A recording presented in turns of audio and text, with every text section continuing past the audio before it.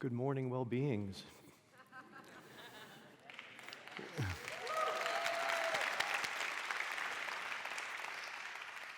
So, I've got the pleasure, the privilege, and the peril of following this morning's opening. Because if you're a business person, you really want to follow the Dalai Lama, an imam, a rabbi, and a priest. And so it occurs to me that the most important question we could be asking ourselves is, what is a sacred economy? How would we create a sacred economy? How would we participate and support a sacred economy? And as most of you are probably guessing, the answer to that is with salad dressing.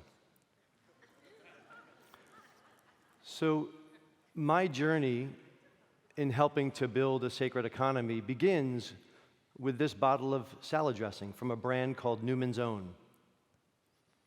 At the time, as Edwin mentioned, I was co-founder and running a company called And One, and we were in the middle of a rapid growth over a 5-year period to a $200 million plus global brand, competing with Nike and other large global companies.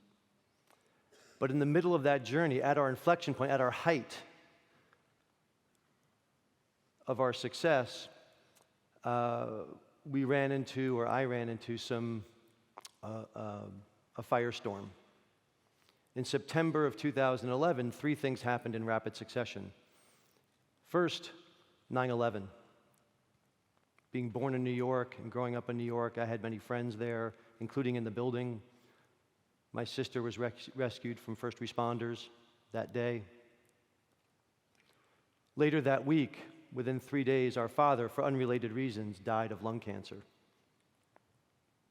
And just 2 weeks after that, a beloved colleague of mine from And One, Jean-Bernard Jute, died in a car accident on his way to work at And One.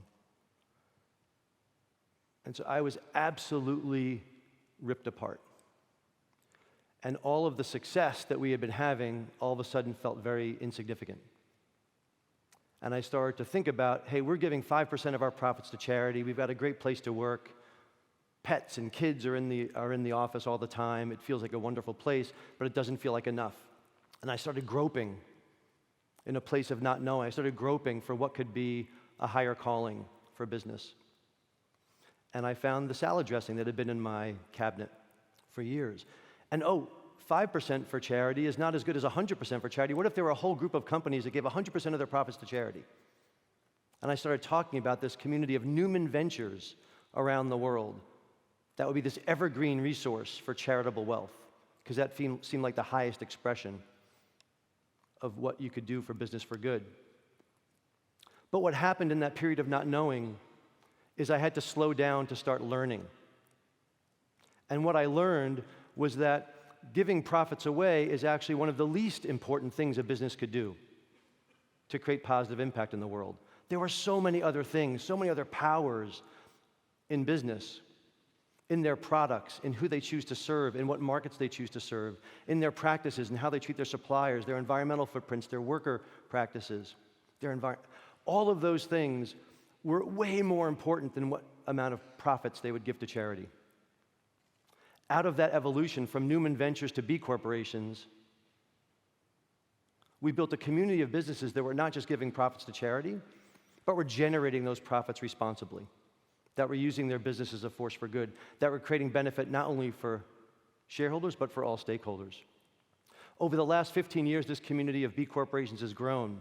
Now there are over 5,000 certified B corporations in over 150 industries in 80 countries around the world. All of them are redefining success in business so that their purpose is to create value for all, and they're measured, and their performance is measured by an independent third party to make sure that they're creating value and they're worthy of your trust. But we realized that going from building one company to building a community of companies was still not sufficient. And so the B Corp community started to partner with other communities of businesses around the world. Hundreds of other allies for economic systems change that realized that each one of those companies, while doing heroic work, were operating in a system with misaligned incentives and a culture with contrary norms. How do we shift the system to put wind at the backs of these entrepreneurs as opposed to in their face? And over a summer of co-creation, those 450 organizations came together to say, these are the imperatives for economic systems change. We have to design a new economic system for interdependence. We have to focus its energy on the highest purpose of investing for justice. And we implement that by making sure that that system is accountable to all stakeholders, not just shareholders, with our measurement systems, with our incentive programs, with our governance programs. We started working with artists, including artists that are here today, through the Amplifier Network, to translate that vision of an interdependent economy into what it would mean for real workers. What does it mean to move from thinking about a minimum wage to a living wage, from an economy that breeds financial insecurity to one that fosters financial security? How do we shift our mindsets from a winner-take-all mentality to one of creating shared prosperity? How do we use technology not to concentrate, but to distribute power? How do we change who is in power to change how power gets used? How might our boards and leadership be representative of the world that we live in, instead of everybody in leadership looking pretty much like me? All of this, we're at this great turning point in history. From a 20th century version of capitalism that is focused on maximizing shareholder value to a 21st century version of capitalism that is focused on maximizing value for all stakeholders. From one focused on creating short-term profits to creating long-term well-being on a healthy planet. Now, the challenge here is that the system was not designed for this. So all of those 5,000 B corporations, or the 200,000 companies that are using those same impact management standards to measure their progress along the way, is insufficient. We need to change the operating system of business, and we need to change the mindset of business leaders. This is what I would offer as the golden rule of business. And we needed to shift from being something that's just optional to something that is required. All businesses, not just B corporations, all businesses and all financial institutions. Because in capitalism, capital has the power. So we can't equip businesses to do one thing, but then have investors serving a different master. So all businesses and all financial institutions shall be responsible not only for their financial returns, those are important, but also for their impact on all stakeholders, and not only that, but on the natural and social systems on which healthy markets and all life depend. We need to upgrade the operating system of business to fix the source code error in capitalism, which is shareholder primacy. We need to upgrade the operating system of capitalism with this new model, which says that we are responsible for all.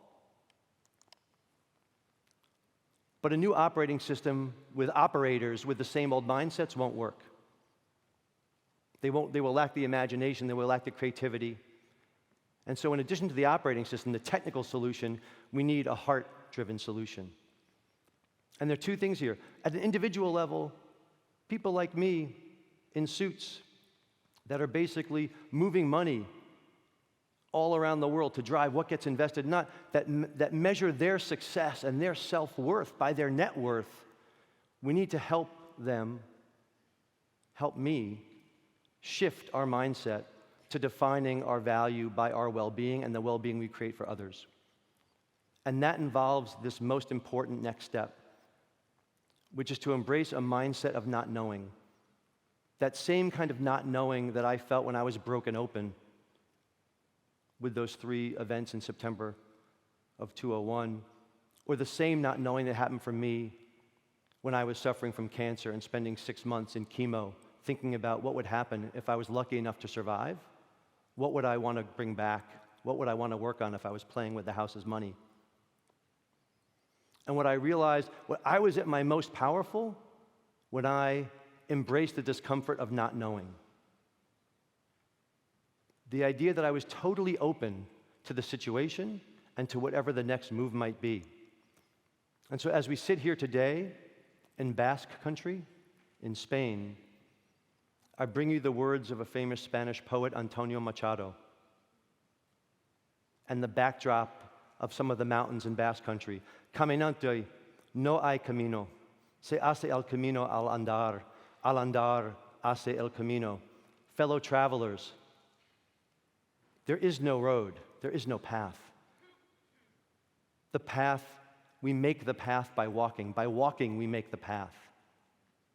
Embrace that we don't know and make us open and let us walk humbly into an economy that is centered, a sacred economy that is centered on love, and extending that love to all of the people that we are in relationship with. Not all the people that we're doing transactions with, but all the people that we are in relationship with through business. And as we embrace that spirit of not knowing, let's remember to walk humbly, because we could be wrong. Thank you.